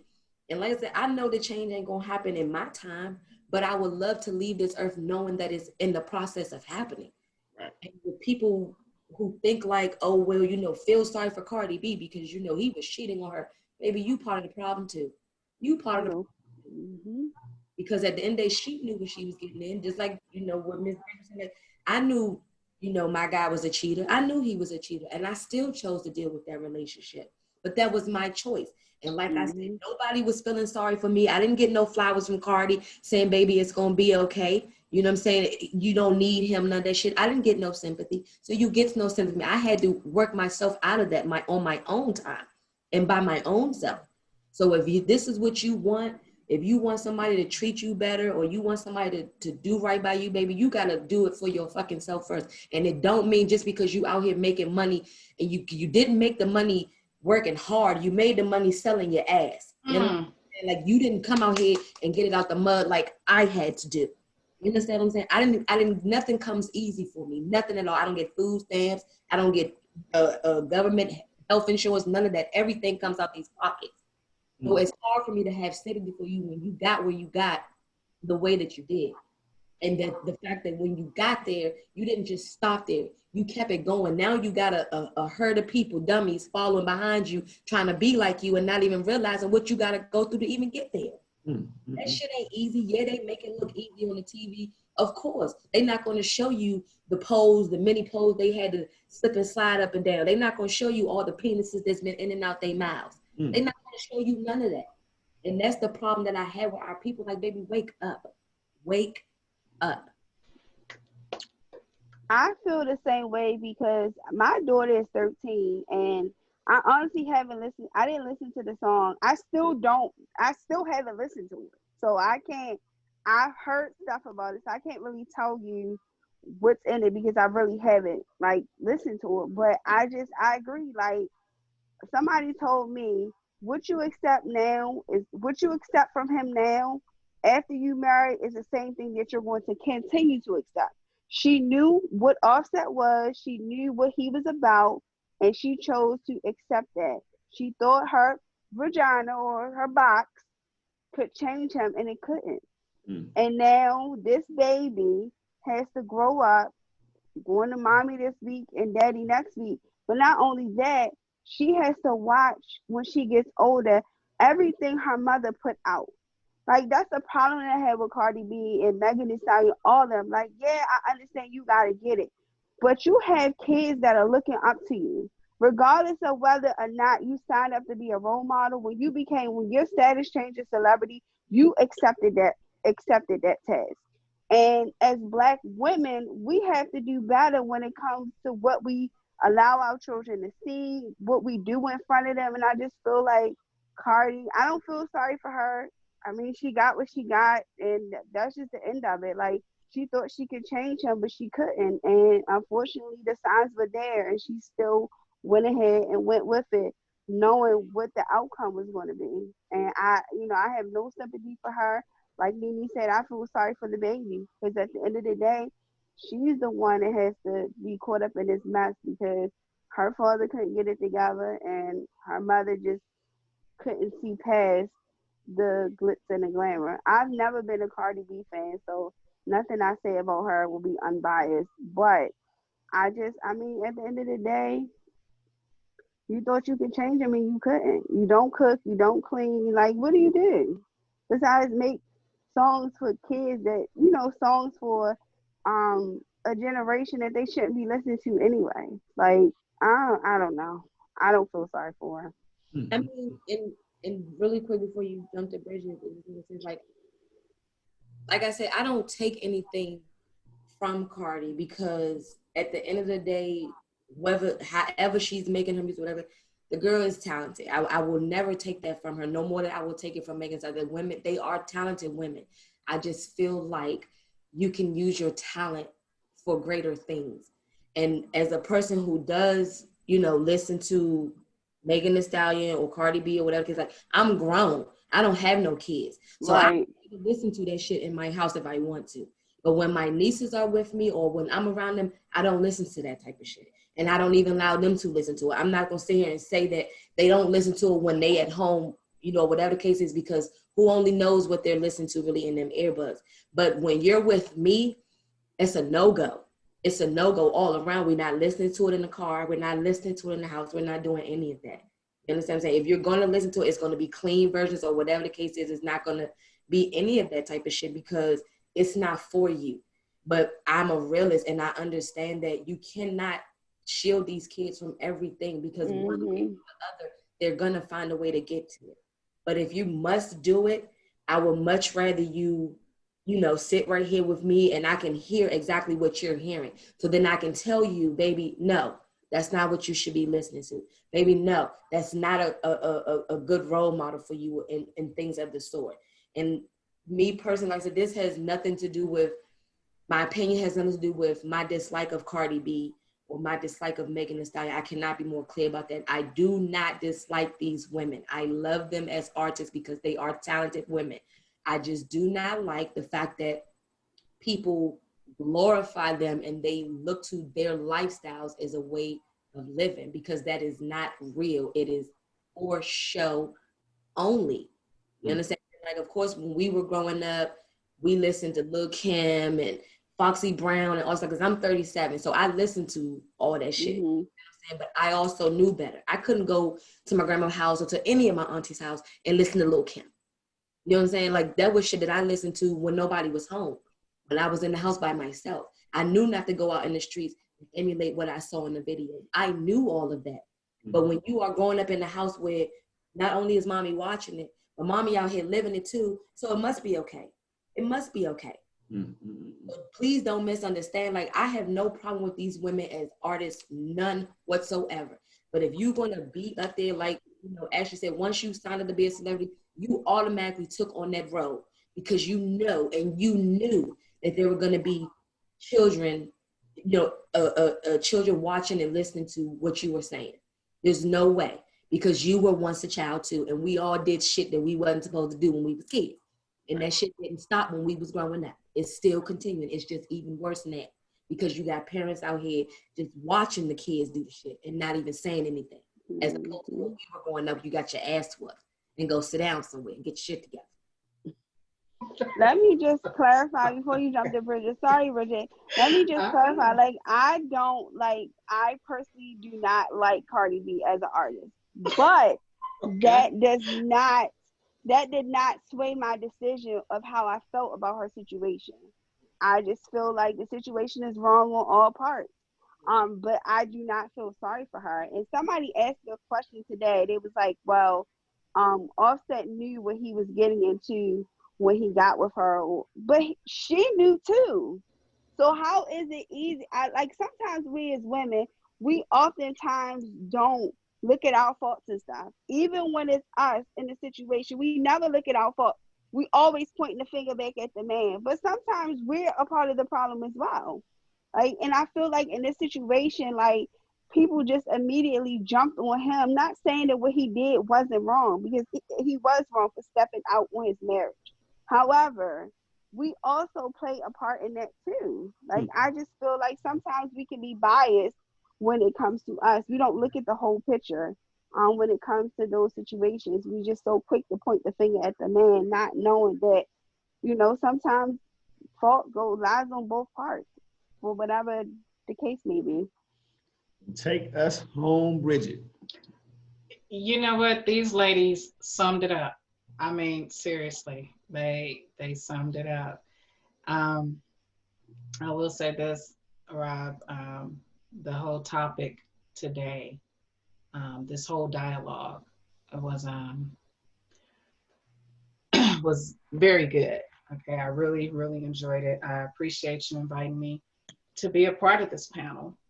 I really like hearing different thought processes and how people view things. I like to see things through the lens of other people. And everyone here articulated themselves very well, expressed themselves, and voiced their views so very well. And it was so respectful. And yeah, I really appreciate that. So to take it home, my whole thing is in regards to the topic, what makes a good man? A good man makes a good man. You have to want to be that. So what a way to end it off. Life coach. Brother, we did it, brother. Yes. Hey, by the way, man, you all are the most awesome panel I've been a part of. Like, Rob, you couldn't have did it better than this, brother. Thank you. Thank you all. Yes, thank you all. And thank you to my co-host. We had shout outs, y'all. Let me go around. Ash, you got any shout outs? No, I don't. Here you go. Bridget, you got any shout outs? I want to give a shout out to my ladies of Bridget and to my homies out there. For those of you who don't know, outside of being a life coach, I'm also a mentor. And I have an organization called Bridget Homies, which is broadcasting real issues, devouring girls everywhere today, and helping our males individually express self. I said it here on the panel, and I'll say it again. Love yourself more than you expect to be loved by anyone else. Period. Can you come back to me? Can you come back to me? I'm I coming do back have to a right now. Ash, you got any shout outs? So I am a community activist in Baltimore. I focus on the youth. So on October the 3rd, I am having a unity and a community event at the site where a 14-year-old child was killed in Baltimore last week. So unity in the community, October 3rd. It'll be in Baltimore from 2 to 4. So if you need information, just inbox me. Rob, I hope you give out everyone's information later so I can connect with everyone. Definitely will. Nene, any shout outs? No, I don't have no shout outs, but I'm gonna do one today. I'm gonna surprise today. I do want to shout out my new fiance because he is definitely the reason for the smile and the good spirit. So I'm gonna shout him out today. There you go. Congratulations. Thank you. Congratulations, life coach. Any shout outs? Yeah, I want to give a shout out to all the members on my Facebook group, Love Single Parents. So if you're a single parent or you can contribute to, the single parents that's going through it. I was a single parent for 9 years. And you would know what I did. I definitely got to give a shout out to all the ladies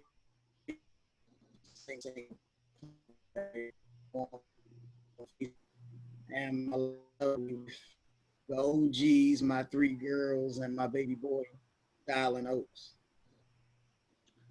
All right, bro. So when you got to the family, you was good, but you was going in and out in the middle. I just want to let you know that. I'm going to give a shout out to my subscribers. Thank you so much out there to each and every one of y'all. I love you to death. Shout out to my beautiful daughter, Raven Nevada. If when you see this, I love you, I love you, I love you. And shout out to the panel. Y'all brung it, y'all rocked it tonight. I'm telling y'all, I cannot wait. I'm dropping at 9 o'clock. Like I said, everyone that view this video, share this video, get the views up, like it. Y'all ladies brung it tonight. Thank you so much. I really appreciate you. Thank you, guys. Thank you. Shout out to Rob. How would you say? Shout out to you. That's right. Absolutely. That's right. And you as well, Coach. You as well, D. All right, so tell the people where they can find you and where they can subscribe to you at Life Coach Bridget. Okay, well, you can subscribe to me here on YouTube. I am Life Coach Bridget Cooks. I am also on Instagram and Facebook, Loving Me Some Me. Mm-hmm. I'm also, I have 3 accounts there, Loving Me Some Me, Bridget Homies, as well as We Are Optimistic, which is our clothing line. And we are optimistic because we are. They say you are what you eat. We say you become what you wear. Therefore, become optimistic. All right. Thank you. You're welcome. Ashley, where they can find you, where they can subscribe to you at? I don't have a YouTube page, but I'm on Facebook under Ashley B-E-E. And I also have my community page. It's called Pizza Party for Peace on Facebook. There you go. Nene, where they can find you, where they can subscribe to you at? So I don't have a YouTube page either, but I can be reached at Nene on Facebook. Life Coach, take us home. Where they can find you, where they can subscribe to you at? Well, on Facebook and IG, you can catch me at Life Coach DO. And y'all got to subscribe to the new channel, City of Oaks Media on YouTube, because you don't want to miss the daily show, Just My 1 Cent. Definitely don't want to miss it, y'all. And you can subscribe to Cool Rob TV, all caps. You want to find me. And you can also find me on Facebook at Robin Matthews. And we at the part where I love the whole show, but I love this part. It's called Last Words. I know y'all get ready to rock it, ladies. I know the life coach gonna rock it. So, Ashley, any last words? Last words, women, Black women, what you put up in the beginning is what you end up accepting in the end. Love yourself enough to know that you are enough and that you are worthy to be loved, and that your husband, your knight in shining armor, your life partner is out there, but you can't stand in the way of that. And that's all I have to say. Bridget, last words? To each and everyone out there, individually and collectively, understand that your current situation does not dictate your final destination. Anything that you're going through right now, it may be considered a mess, but just realize and recognize who you are. You will become a messenger out of the mess that you're in. You can't have a testimony if you haven't gone through the test. So be open, listen, live, listen, learn, love, and just enjoy life. Nene, any last words? Also, to our fellow sisters, Black women, please, please, please love yourself more than anybody else could possibly love you. If you are in any mess, just know that it is not the end for you. You will get out of it. There's always a way. Stay positive, stay strong, and we gonna make it. Yes, we are. Life coach, take us home. Any last words? Indeed. Then to all my men out there, let's make families. Let's stop playing around. Let's focus and let's make families. And let's commit to those families. Yes. That's why he's a life coach. And that's why Bridget's a life coach. But my last words ain't as simple. Let's save our children, because the children is our future. No matter what you're doing out here, no matter what you're doing, you should never give up, never give up, never give up. For the life coach, Bridget, Miss Ashley, my homegirl, Nene, and life coach, the author of the book entitled I Did That, Donnell Oaks. I'm Cool Rob, and I always end off every show with Cool Rob is in the building. Over and out. Self-promotion is the best, y'all. Over and out. I got this bottle. Over and out, y'all. I don't like bottles. Over and out, y'all. For the life coach, Bridget. For the life coach, Donnell Oaks. For Ashley, my homegirl, Nene, and I'm Cool Rob. Thank y'all. We love you so much. Bye-bye. We see y'all next time. Bye-bye. Bye-bye. Bye-bye.